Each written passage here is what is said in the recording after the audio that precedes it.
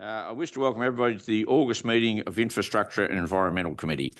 Standing committees are held as part of the council meeting process in order for committees to consider reports prepared by council officers and to make recommendations regarding these reports to the monthly council meeting.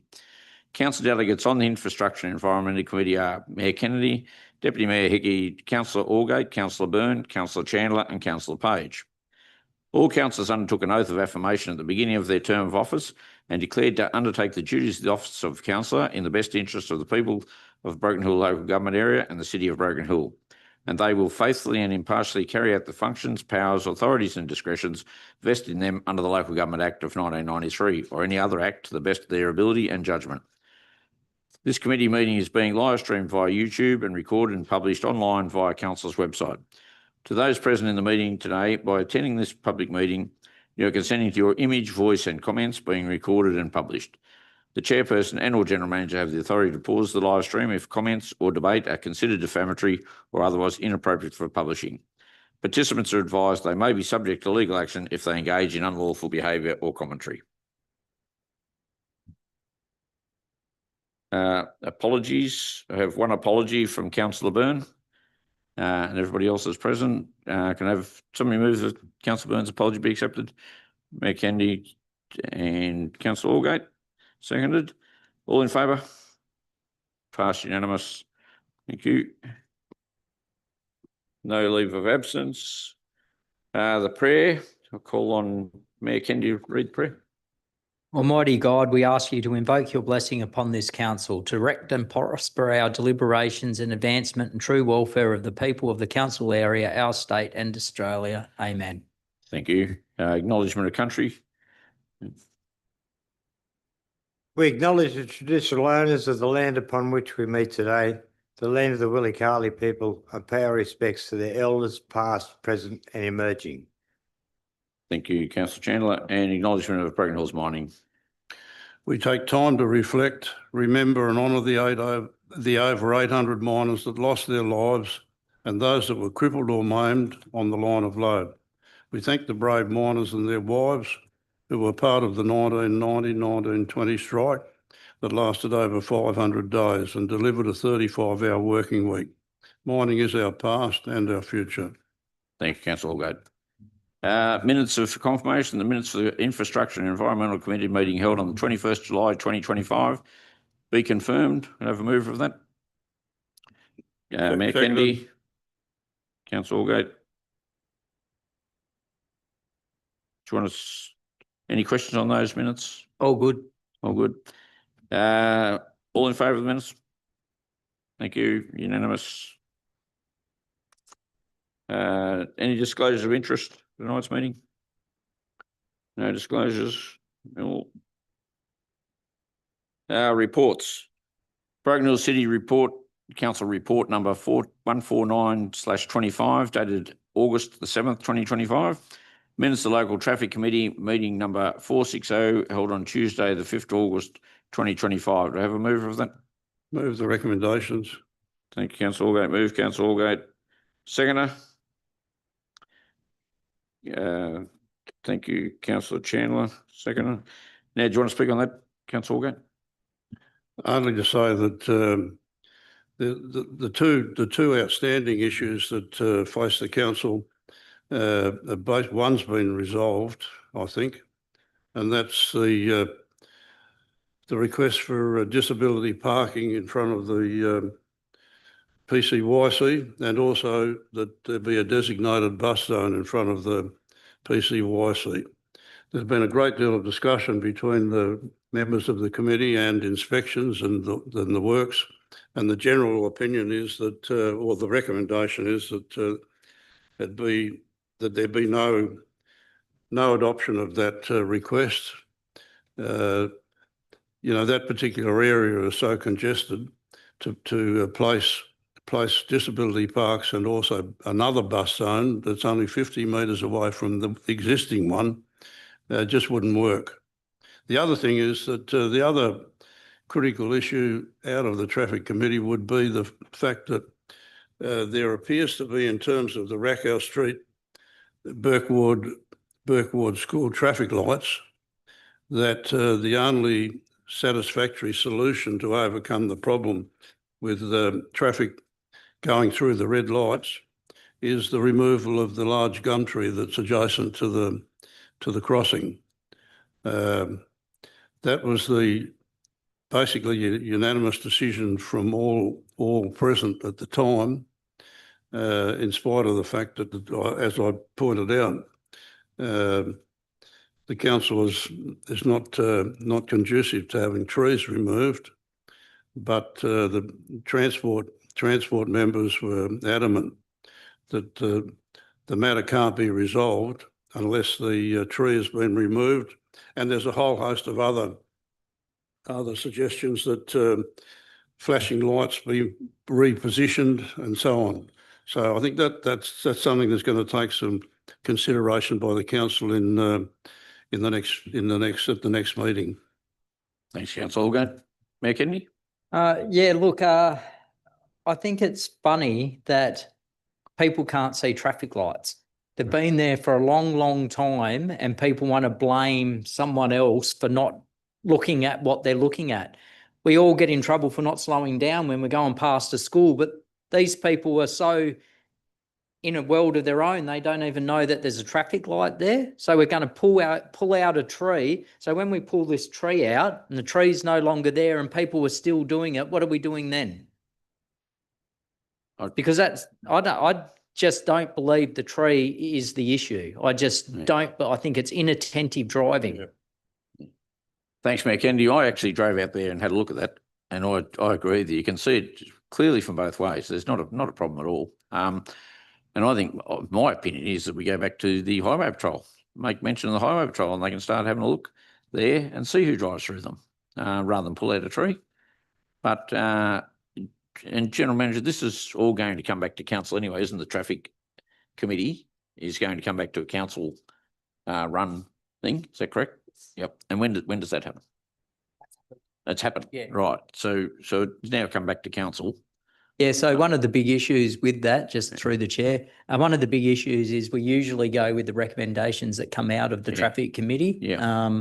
We don't have to because they're only recommendations like all, but we reluctantly don't agree with the recommendations. We have to then give a reason for, and when it comes to trees, let's face it, that's all councils are authority, but you also don't want to let people know that the council can overrule the traffic committee, because what you'll have is you'll end up taking on a whole raft of responsibilities from the community, who then realise that council are really the sole decider of traffic matters after recommendation and put it there. So we have to play it really quite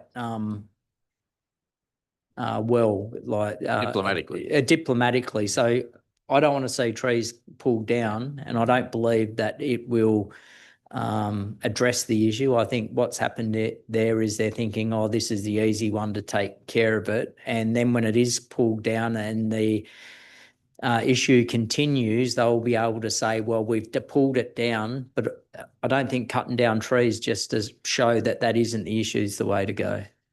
Do you want to move an amendment to this motion at all, or add to the motion? I think probably, perhaps that the Bob moved it. Perhaps if we move an amendment that we just get a report on the tree itself, might be the way to go on that, so that it be moved, but we'll get a report on the tree itself from council staff. Yeah, regarding the tree at the Birkwood School. It's interfering with the lights. And infrastructure. Yeah. Could I just add a comment there? I went past the Birkwood School yesterday, and conscious of the fact that the tree is the problem. And I'm like the mayor. I can't for the life of me see how you can miss those lights. You must be in dreamland. Well, look, there's no way, if you're watching the road, that you can't see those lights. Thank you. The other part was number one of part 3, that further information be sought as to why one of the 2 disability parking spaces should be removed. I'd normally call on the Director of Infrastructure, but he's got no voice, so I won't ask him. So I'll go to the General Manager if that's okay. Thank you, Mr. Chair. Yes, this item relates to the disability car park that's adjacent to the Broken Hill Bookshop, and that was raised in a Argent Street Traders meeting with the council. It says in there that there was two locations. There was only supposed to be one, but the issue that was raised was that it was an additional one that was placed not too far away from already existing disability car parking when it was out the front of disability services provider. And now that they're no longer a disability services provider, the question was raised by the Argent Street Traders whether it was still a relevant parking spot. So as per the report, council will do an audit to understand the number of disability parking spaces in Argent Street overall. And if it doesn't need to be there or we're meeting those requirements, then we can put back those options to council and the traffic committee. Thanks, Mr. Chair. Thank you. Thanks, General Manager. All agree with the motion? Just a quick comment on that. So that's one of the advantages of having the meeting with the people that are in the businesses that are in Argent Street. They do come up with some different options that do help out the businesses, but help out traffic in general and other things that happen in the city centre itself. So it's a really worthwhile little get together we have with them. For sure. Thanks, Matt Kennedy. All in favour of the motion? Thank you. Passed unanimous. Item number 2, Broken Hill City Council Report number 150/25, dated August the 11th, 2025. Minutes of the Gateway Signage Advisory Group, Project Steering Group. Meeting held on the 26th of March 25. Do I have a mover? Move the 3 recommendations. Thank you, Councillor Allgate. Seconder. Councillor Chandler. Speak on that, Councillor Allgate. No, I think I'll leave it to the Mayor. I think this is fantastic. I think it will, without a doubt, be well accepted in the community. The Deputy Mayor is also involved with that committee. It is a really good committee that have been vested in that right from the start. I wouldn't, if I could, just through the chair, if the General Manager wouldn't mind just giving us a bit of an update on timetables. That's fine. Thank you. Yes. Thank you. Through you, Mr. Chair. So the gateway signs have been approved by the Far West South Joint Organisation to proceed through that tendering process with the award of the tender. So they're into production at this stage. They'll be on a rolling output and for that installation date, we're moving on conservative timeframes that the remaining those 5 signs will be all installed prior to December this year. So they'll gradually start coming out probably from about September, October onwards, and then installed by December. Those locations have all the development applications are in process at the moment. They're all on the same location, so we don't expect any real issues, but we still just got to run through those processes again, even with a new sign, and wait for those responses to come back from transport and the other stakeholders, and then they'll move through that process. But on a conservative time frame, we expect them to be all installed prior to the end of the year, and the funding body has agreed for that extension of time from 30 June onwards. Thank you, Mr. Chair. Thanks, General Manager. Just on top of that, I spoke to Fabtech, who have lost a lot of contracts at the mine, so they've now started on the signs. So they'll be pretty up and running. So thank you. All in favour of the motion? Just before we move on, Mr. Chairman, in regard to the size of those signs, could we make them bigger? Because they're fantastic signs, but the bigger they are, I think the nicer they look. So. Yeah, the big problem is that we'd have to start again. All right, no worries. So, but they will be raised. Yeah. They will be up. They won't be like they are now. They will be raised, but the same size, because you can't change that. Otherwise, we've got to start the whole process, and we don't really want to do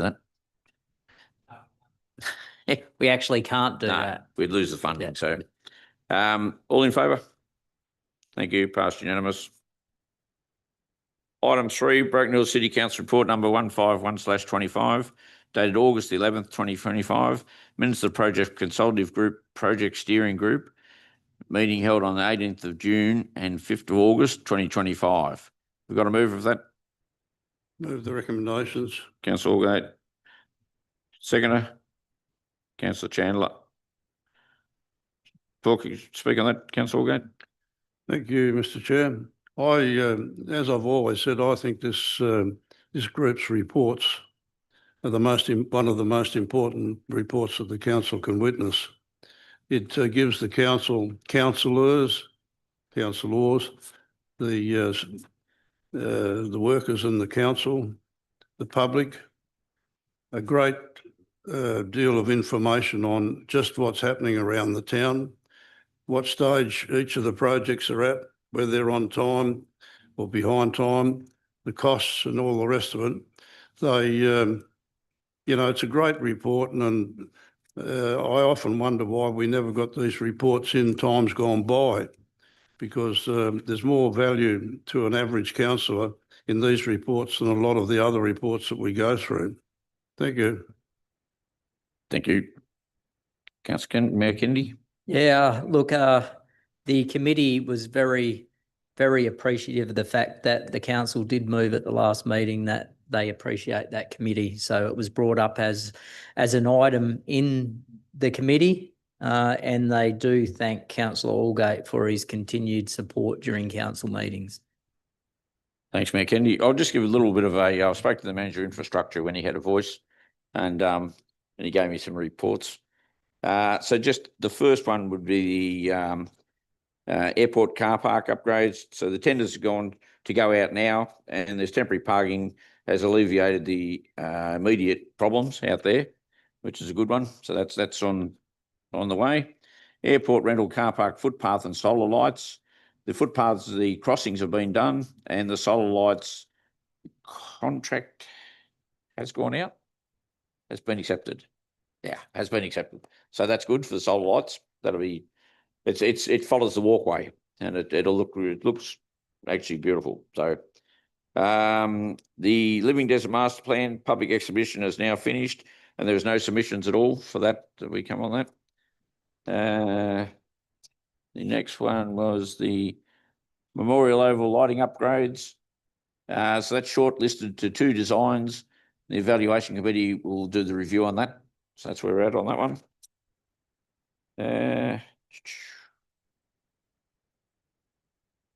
Melbourne Oval. It's airport. Must have missed that one. No, that's about all I've got on that one. Thank you. All in favour of that motion? Thank you. Passed unanimous. All right, if there's any further business, no further business, call the meeting closed at